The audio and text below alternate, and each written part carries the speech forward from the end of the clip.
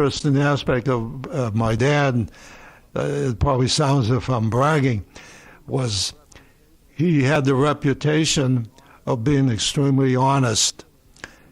And as a matter of fact, he would call dealers up, other dealers, and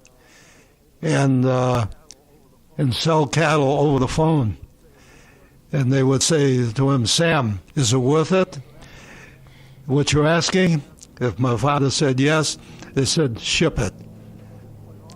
And this went on and on and on. In other words, his reputation was so fantastic that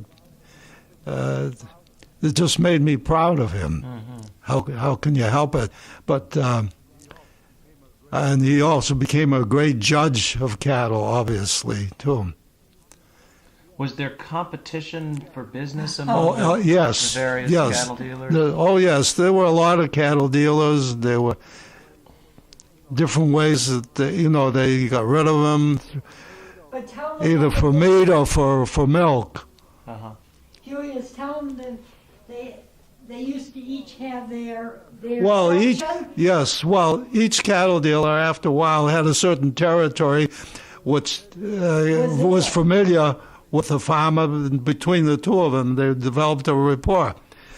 He would go up to, he happened to have an area closer around Bangor, and the furthest place he went to was around Mount Desert Island, around Bar Harbor. Believe it or not, there were quite a few little farms out there, and became well known there. They used to not only sell cattle to them, he would also haul hay, baled hay, because there wasn't much land on the island there where they could have fields to get this hay. From the mainland. Well, he would buy it from other farmers around, or he would have it cut and baled by a certain party, and he would just sell it and haul it down to Bar Harbor. Mm-hmm. Now, in your own growing up, did you grow up around the cattle? Did you live? Yes, it's interesting. We had a barn which was right at snack into the city. There was a tie-up for about 12 head of cattle. My dad built it.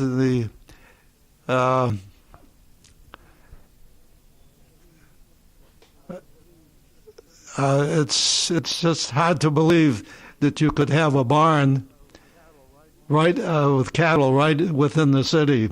Of course, it's gone now. When they redid the area where he lived, they tore down all those houses and everything, and they rehabilitated the whole area.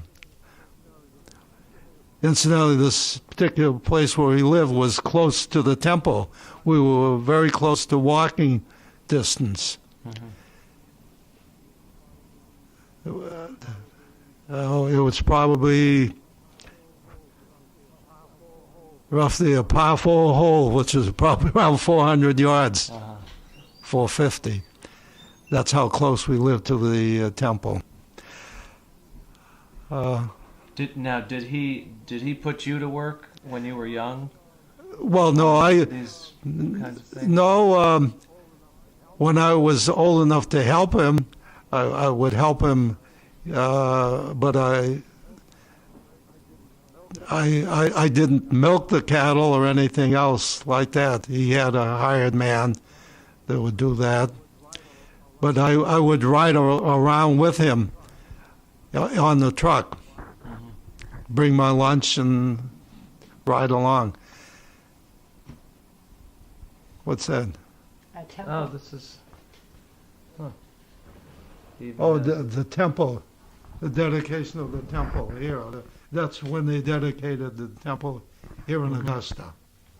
So it's going on the 50th year pretty soon. Into Augusta and Gardner's 5 miles away. Right. Augusta had the room downtown, as I say, the merchant, and Gardner had their own temple. They used to have enough for a million before the Lippman family, and that was about it. Now, communities like Bangor have less Jewish population than they had. Augusta, we have more.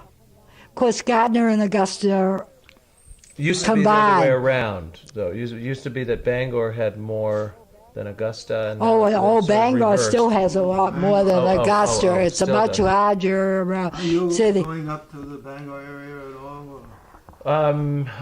You're mostly in the rural. Yeah, right. Mostly. The farms. In other words, everybody knows about the merchants, the Jewish merchants. I am still talking to people who have that background as well.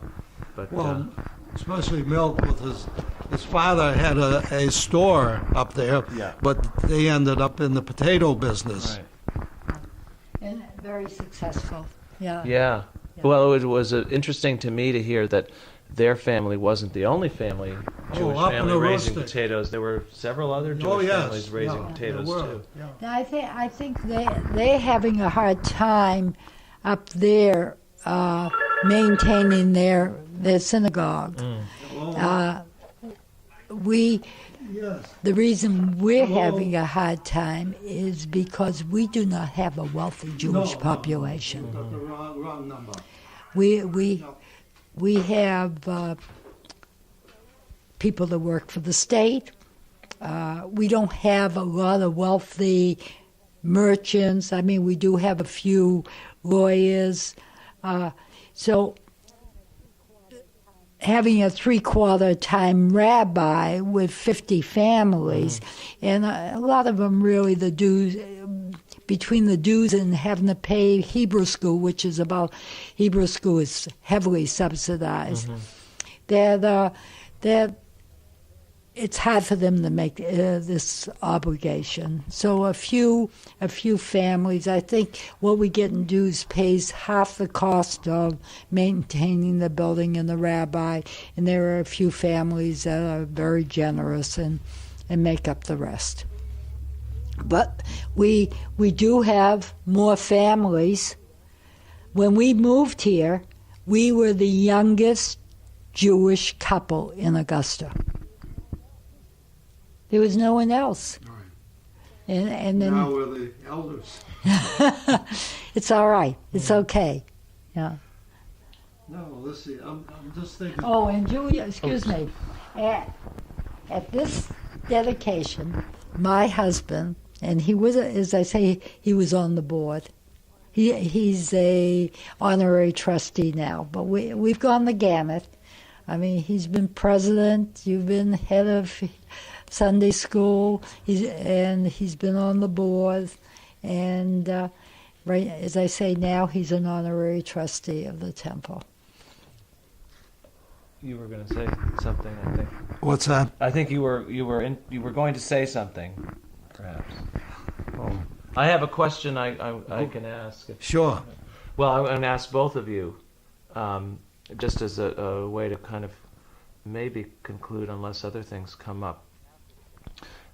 I have the sense that it would be hard for you to know anything else because you're Jews who both grew up in and have lived in Maine almost all your lives. But in what way what makes you particularly pleased about that? I mean, why is it, in your view, such a good thing to have been raised Jewish in Maine? Why do we feel? Personally, we feel because our children have some of the same feelings that we had. How long it'll last, you tell me. But listen, I guess that's life. Is what the children, what the children will carry on afterwards. Our children all belong to synagogues or temples. One to Reconstructionists, the other to Reform. And they joined before their children had, before the children had to go to Cheder, so it wasn't just because of that. I think some of their fondest memories that we always had Friday night dinner, family Friday night dinner. They had a lot of pride in their father. He used to conduct the Passover Seder at the temple. I think we instilled them a pride of being Jewish, and hopefully they'll carry this on to their children. I think sometimes their children have a lot of activities that interfere with the religious part. Oh, that is. Like Scouts was very important to me. But my youngest boy, when the Scout troop that he would have belonged to met the same night as Hebrew school, there was no choice. He went to Hebrew school. Mm-hmm. Now, what's special about Maine for you? I think we've been well accepted, Julius and I. Maine's been good to us. I mean, we've worked hard for what we have, but we're very fortunate. I mean, as my husband said, we educated 3 children in private colleges. They've all gone on. They make a living. They're good citizens. I think part of it is being Maine. Even though they all have moved away from Maine, 2 of the 3 of our 3 children send their children to summer camp here in Maine. And the other one always comes with his family and spends time here. We're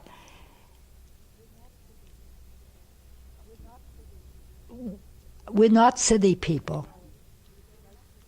So it's nice to know your neighbor. We go into the grocery store and we're greeted by people.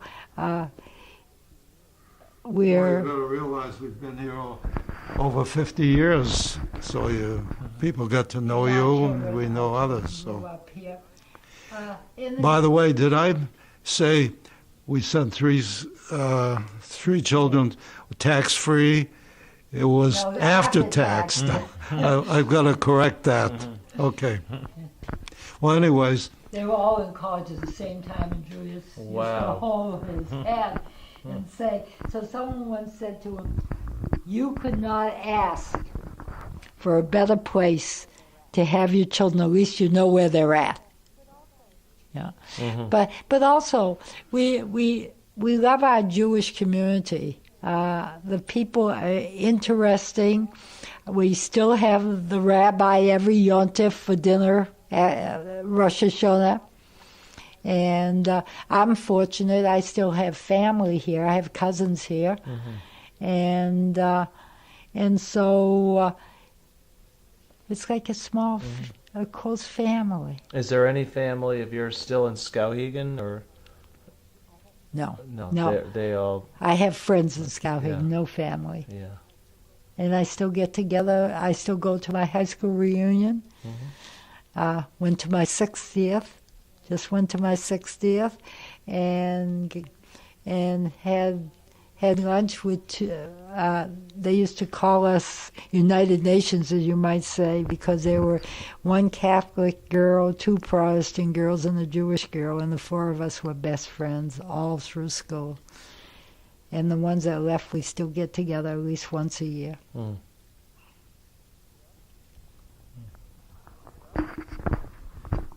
Well, any more questions? I hope we have not bored you with not at all, because it seems that we concentrated just on us rather than other Jews. You haven't bored me at all. This has been lovely. This has been wonderful. Yeah. We like being Jewish. I like being Jewish. And another thing that's interesting, I pray. We kept kosher here at the house. And our children used to go to other people's homes to eat. And one of my good friends was Catholic, and she would have ham sandwiches for her children. She always made sure that she had something special for my son that came there to play because she knew that we didn't eat ham.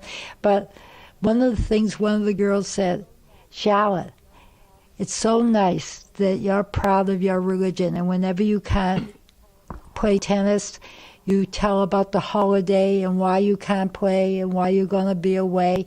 She says so many people hide the fact that they're a certain religion or and you share it with us. That's good. That's good to know that people respect that. And As Yontif, they do. and Yontif, you would never work, and your customers would say to you, your customers would say to you, go ahead, tell them what your customers would say. No, I'm talking about my father. Yeah, but I'm talking about you. Oh, That you would never work on Yontif. And your Rosh Hashanah, Yom Kippur, and your customers would say, don't worry about it. We'll get by. It's nice that you take the holidays and you respect them. People respect if you practice whatever you believe in, right? Yeah. Yeah, my dad, because I always keep coming back to my father. People would call him about a cow or something. And if it was a Saturday, he absolutely wouldn't do any business, none. No matter it was I almost felt it was $1 million. He says, almost like telling them, like, call me back Sunday instead of Saturday, or something like that. I'm sure it didn't take long for people to figure out that they just couldn't call him on Saturday. Right. But We still, when we go to Bangor, I used to do the Bangor Junior League Antique Show, and people would come in, and they'd come over to him. Oh, you're Sam Goose's son. Your father talked me into buying a house, and he loaned me money so I could do it. He said, many people. yeah, they were so thankful for him, because he was very good to a lot of people. I mean, not only Jewish people, to everyone. Yeah. Yeah, I have. You'll find that, I think, within this whole state. Yeah. I'm sure, like the Adelmans had a wonderful reputation up in the county. I have the sense that in places like this, that even though there were very few Jewish families, the families there were not only accepted, but were very active in public life. Would you say that's true? Oh yeah, we have like Augusta. When we moved to Augusta, there was a Bennett Cates, and he was in the Senate.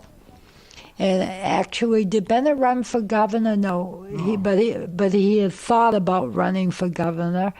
And his son's a lawyer, Lipman Cates, and his son is very active in Community affairs. Community, the Y, building a new high school, which they're going to build. I mean, we take a lot of pride in these people. Mm-hmm. Yeah, and they're very well respected. Yeah, well, I could see why. Well, I could just keep asking you things, and you would probably keep having more to say. But I always have something to say. I don't want to take up too much more of your time. But I appreciate it very much. Natalie called, by the way. Oh, She okay. wanted to know if you were. Okay, it's the 27th of October, 2004. We're in the home of Natalie and Max Cohen in Augusta, Maine. Is this Augusta or is This is Augusta. Okay. This is Augusta. All right. If you could start out by just telling your family's background. I'm curious to know how they got to Bangor. All right. Well, my family did not come live in Bangor. My family lived in Grand Falls, New Brunswick. And my father came over from Russia to New York. And a cousin of his, who lived in Woodstock, New Brunswick, I mean, you'll just look up the map, needed somebody to help him pedal. So my father went to Woodstock, and he peddled in Plaster Rock and all around. But his home base was Woodstock. Now, my mother, who was born in Fort Fairfield, Maine, and then this story has to be true because two of my aunts have told me the same story. Fort Fairfield is very close to the border. And at one time, all the farmers were allowed to graze their animals on either side. But at sunset, the animals had to be returned. Well, one night, my grandfather didn't get his animals returned, so he had to end up moving to New Brunswick. So he moved to Woodstock. My mother graduated from school in Woodstock, New Brunswick. She and a younger brother were born here. The rest of her family were born in Europe. But she was the secretary to what would be like the governor of Maine. She was the secretary to I forget what they call him, the premier of New Brunswick. Anyway, my father was there one weekend, and she met him, and they got married. And they settled in a little town called Grand Falls, New Brunswick. And they lived there for 40 years. Grew up, brought up 4 children, and then they moved to Kingston, Ontario. But we were brought up in Grand Falls. We were the only house that was very we kept very strict Jewish rules and everything, and everybody in town knew it. And if I was invited to somebody's home, they never served me bacon or any of that stuff. And all our meats came from Montreal, and there was no dry ice at that time. But my older brother and I used to travel twice a week to a little town in Perth, New Brunswick, where there were a family with 6 children. And this rabbi from Woodstock would drive at 40 miles, come in, give us Hebrew lessons, and then before he left, my mother had brought live chickens, and he would kill them because he was a shochet. And we would bring them home, and my mother would get them, kasher them, and get them all feathered, and we'd have our chickens. And then when the rabbi stopped, then we had a big Jewish community in Aroostook County. So they decided we'd have a Sunday school. So Sundays, we would get in the car with our Hebrew books, our Sunday school books and our regular school books. We would go to Sunday school, and then we would go back to Caribou, Maine, which was 12 miles from Presque Isle, spend the day with friends of ours, and my parents would come back to Presque Isle. If there was a B'nai B'rith meeting, they went to that. Otherwise, they played poker at the temple. And at 11:30, they would pick us up, and we would come home. And, but we were brought up our house was strictly kosher, and everybody respected us. We didn't know what anti-Semitism was until I moved to Montreal. But that was a big city. Yeah. My older brother went to high school in Montreal. But my younger sister and myself and my younger brother graduated from school in Grand Falls. And all of us have married Jewish. And up until recently, we all kept kosher. Mm-hmm. My younger brother is still the only one that does. I'm intrigued by, I was interested in this cattle story. So yeah. What was the family... Was that their primary livelihood? Yes, my grandfather traded, into cattle and stuff.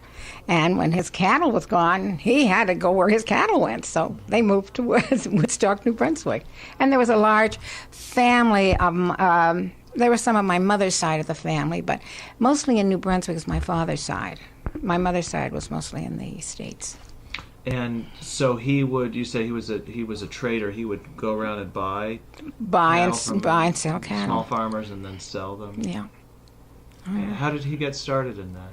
I have no idea. But I think, from the old country they came, and this is what they did in the old country, and that's what they continued to do. Uh-huh. And most of the families were into either trading of animals or into wholesale, retail stores and stuff. Uh-huh.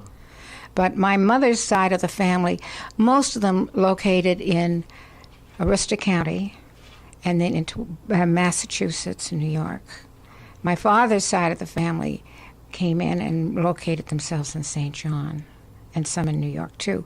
But our first cousins, a lot of them stayed right in St. John. First and second cousins were right in St. John, New Brunswick. And matter of fact, there is a wonderful museum in St. John that was founded by my family, a cousin of mine. If you're ever there, An art Jewish museum? It's a Jewish museum, a Jewish museum. Oh, yeah, and St. John used to have a tremendous, they used to have almost 90 families, but now it's dwindled down, just like every place else. All the little towns have gone. Now, what in your growing up, what did you hear about where they'd come from in the old country?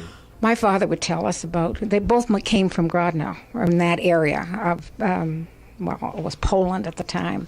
And my father, talked a little bit about it, but we didn't really know that much. I mean, my older brother's doing a history of my father's side of the family, but he sat down with a tape one day because he was sort of housebound, and he started telling us how he came over, and he even remembered the ship.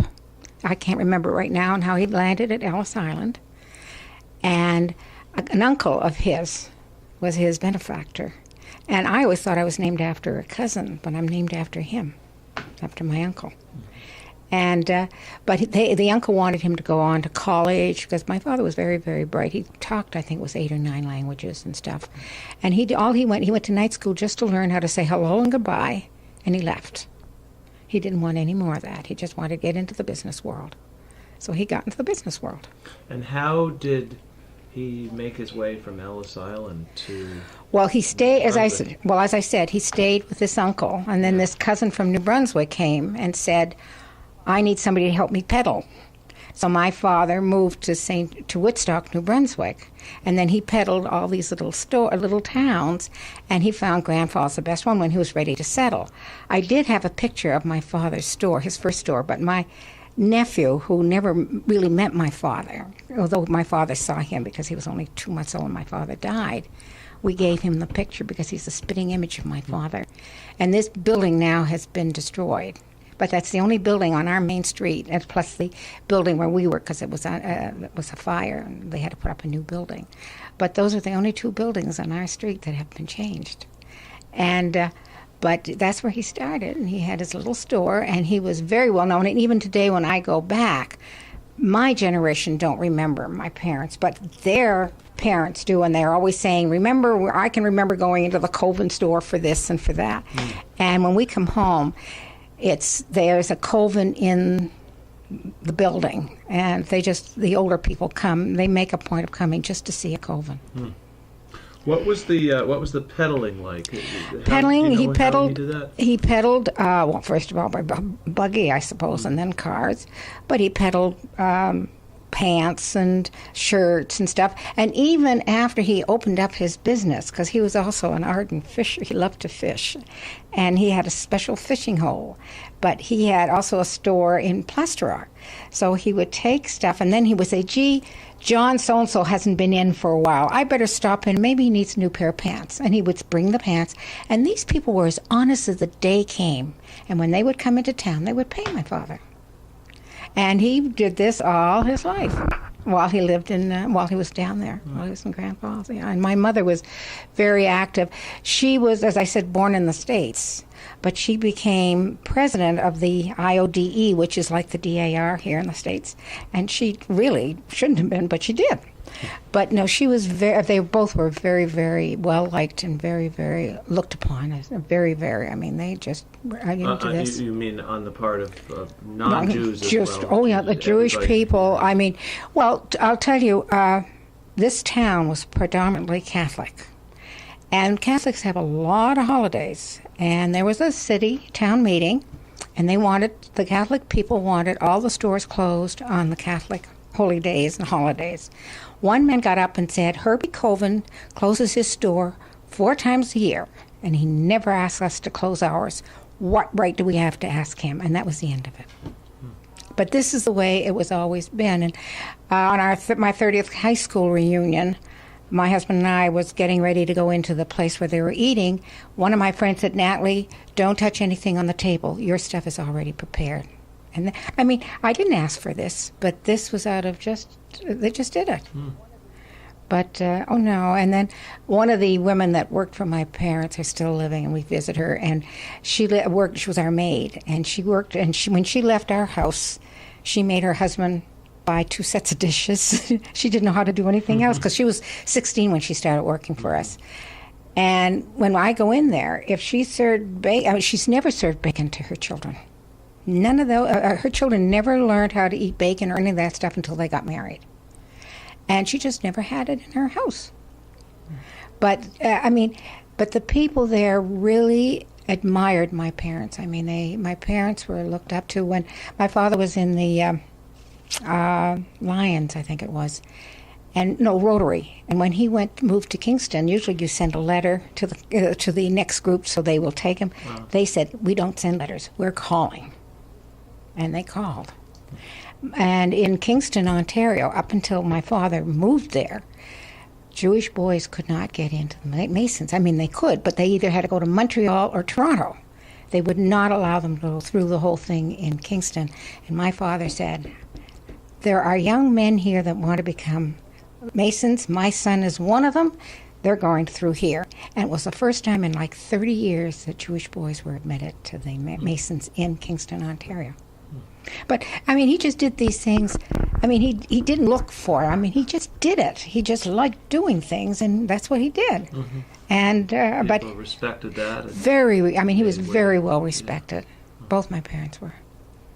Now, I'm very interested in this group of potato farmers. All right. And, when last week or 2 weeks ago when I was with the Adelmans, I asked him, aside from his family, what were the other Jewish families growing potatoes? He said, well, he named about 4 or 5. There's the Shores in Island Falls.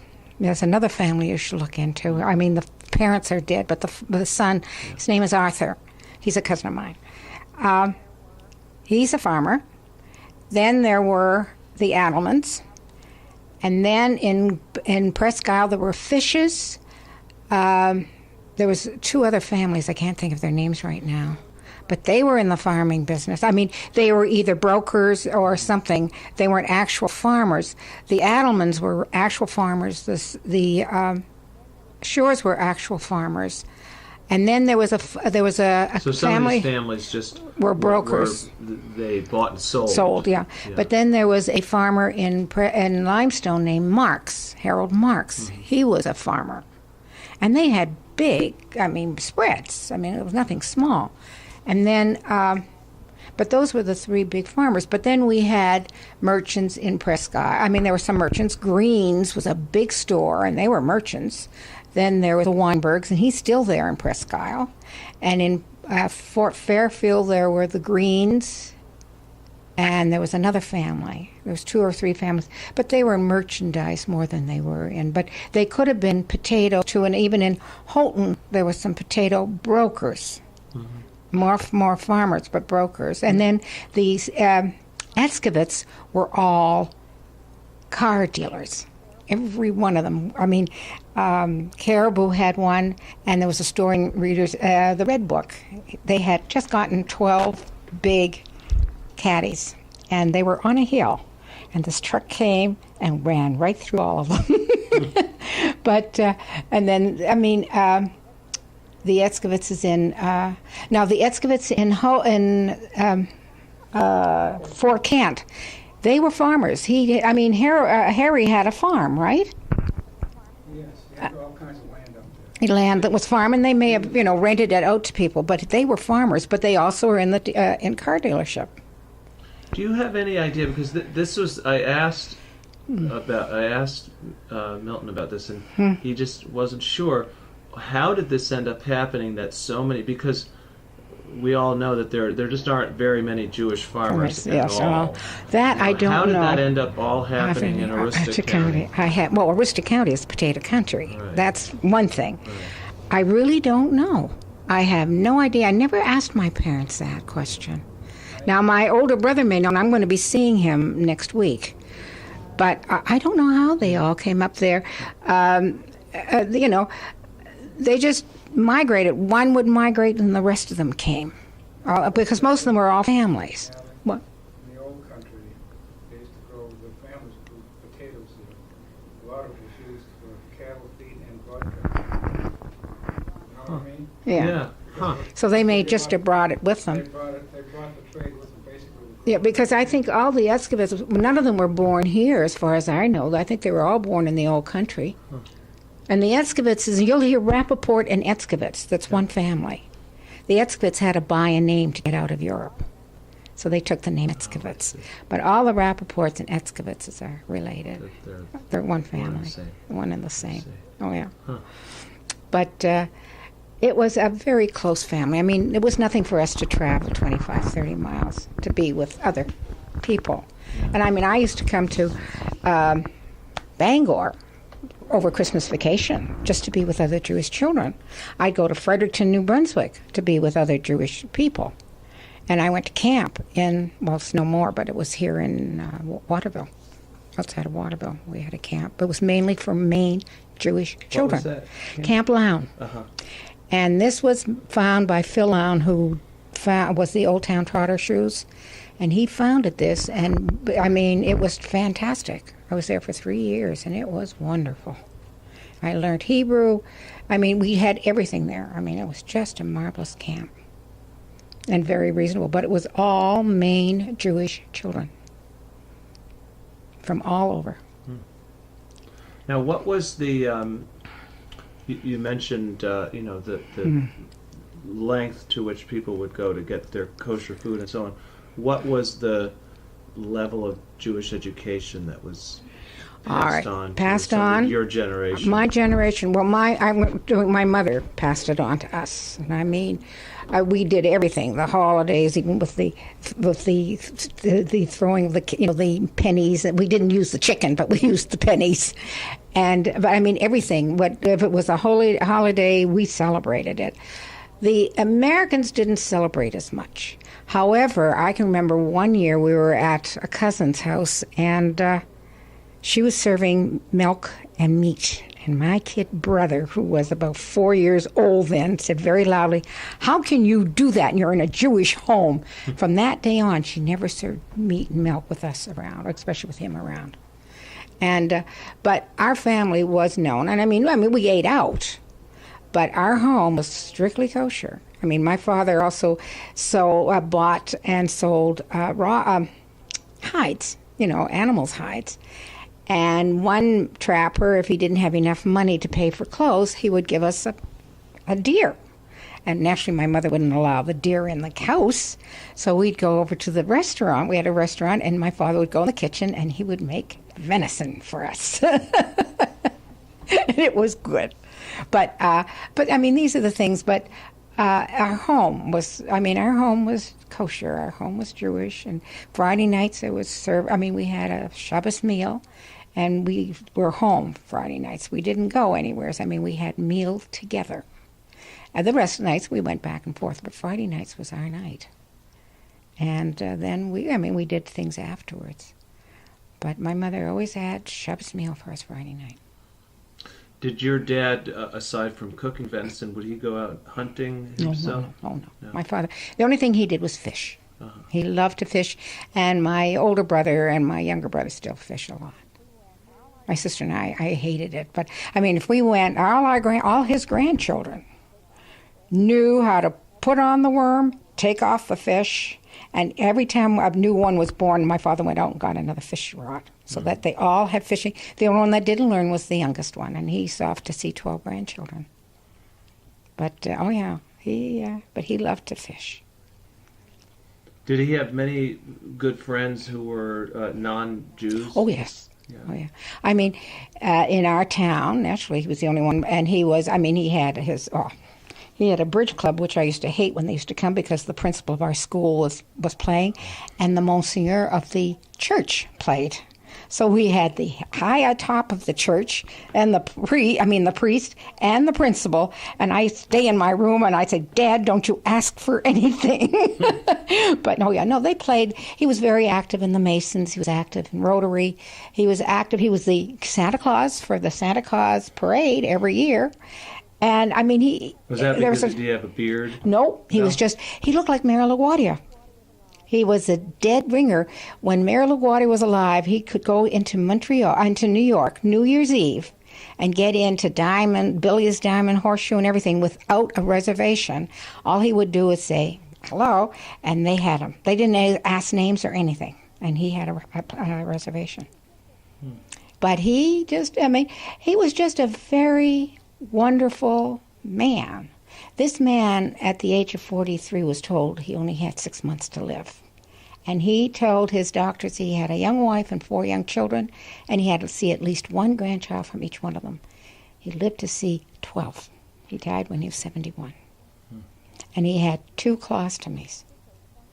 But, I mean, he was just a wonderful, wonderful man. And he played the mandolin. And I found out recently that he used to use the mandolin, and they had a little dance hall. And he would play the mandolin, and they would dance. People would come and dance. Had he learned? My father, the only note he could read was a banknote. My father could play any instrument. My younger daughter has my father's mandolin, and she's the only one that plays the mandolin. But we're all musically. My older brother and my younger brother are very musical, and my sister is too. But, I mean, there was always music in the house. And when they moved to Kingston and we would come to visit, my mother would go to all the neighbors and say, I'm going to have all the kids here. It's going to be awfully noisy. And they say, oh, good music. And all the windows would open up wide. But no, we just had a very nice, good relationship. I mean, it was just a wonderful area. It was just good. And as I said, my mother was very well looked upon too. I mean, she was a good cook, but she was also very active in the library. She was active in IODE. She was active in the Eastern Star. Both my parents were B'nai B'rith presidents, because we had an international lodge. It was the only international lodge, and my parents were presidents. She of the women and my father of the men, and. They were very active with the synagogue, and as I said, my kid brother was the first boy to be bar mitzvahed in that synagogue. And this was built by one of the potato growers, because he was getting mad because nobody could make up their mind how to make it. So he just built it, and the downstairs was so big. The bathrooms were as big as this room here, and then they changed them and made it up. But it's a nice little synagogue. It was desecrated. 3-4 years ago. But the people from Presque Isle just came in and cleaned it up, and 2 kids just didn't know what to do, and that's what they did. Mm-hmm. It wasn't done maliciously, So but it was who the 2 kids oh yeah. were, yeah. But they did it because they had nothing else to do. It wasn't malicious. And then they had a big rally here for it, and young people these were all Gentile children, came up and, said this shouldn't have been done. And I just sat there. I did say something, because where I was from, that area, and it was our synagogue, just to thank the people for caring. Yeah. It reminds me of, you probably heard it, I don't know, maybe 10 years ago or so in Montana. Yeah. Similar thing happened. It was around the time of Hanukkah, and everybody the residents put menorahs in their windows. Oh yeah. But no, these people were. They just came up because they had painted and they did all kinds of things on it. But it was fixed. So it was right before Yom Kippur it would happen. So how, as you look back, how has the Jewish life in Maine changed? What kinds of changes have you seen in Jewish life here? Here in Augusta, I'm glad my children were brought up in Bangor and not here, because they're too loose here as far as religion goes. They're not giving the children the Orthodox way. They're teaching them Reform, and some of the Reformed is, well, if you don't want to do it today, you can do it tomorrow. And I feel that there should be a more strictness, because we're going to lose it. Yeah. In fact, there is a family here who had children. The mother grew up in Massachusetts. The father grew up in Gardner. But the children really didn't have that much Jewish education. When Gail got married, their older son, I invited him to come because I needed boys. And he met a Jewish girl, and it was the first time he'd ever taken a Jewish girl out. Now, he was in his 20s. And from that day on, he will not date anybody but Jewish. But it was just something, it just dawned on him, because this girl introduced him to Orthodoxy, showed him, another way of living, and he likes it. But this is what I feel here, that the children are not getting enough. That core. The core. Yeah. I still feel the Orthodox, even though you may go into other phases, you should have as a base the Orthodox, and then go from there.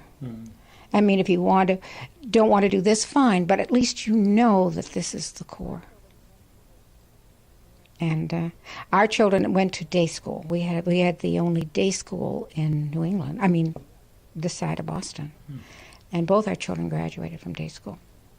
And you know, Gail is doing. I mean, I've got to get Rabbi Isaacs because he won't believe. You know, because I mean, she's doing great things. And my younger daughter also does it. So, but this is there. But they know that they don't have to keep kosher. They know what it is, but they don't have to keep it. But that's how they were taught. Yeah. Huh. Yeah. And what about in terms of livelihood? I mean, in the time that you were growing up, Jews were the you know, as you say, the potato farmers, cattle dealers. But these were merchants. all wealthy. They were wealthy people, because at that time, when I was growing up, it was during the war years. And it was, I mean, there was wealth. As I said, in a matter of a half hour, was it, or an hour, $1 million was raised for Israeli bonds at one meeting. This was in Aroostook County. What? 250,000, excuse me, 250,000 in a matter of minutes. You know, it was raised. That's a lot of money then. Yeah. Sure. Yeah. Well, how is the lives of Jews who are part of this community, since they're no longer big-time potato farmers? So what are they doing? Here, most of them either are working for the state, working for the university, working for the hospitals, doing either in computers or doing some of that stuff. We have some doctors and stuff, but the people with money are dying off. I mean, there is some old money still in the area, but not like it was when we came here 27 years ago. We've lost a lot of people. And most people, you know, this little synagogue, you were in it, it's not a wealthy synagogue, but they're doing well. But but this is, I think you're finding this in Northfield too, aren't you?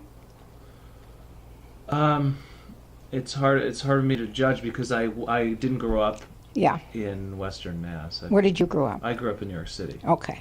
I've been in that part of Massachusetts for not quite 20 years, so Okay. that's all I Yeah. know is Yeah. that comparison.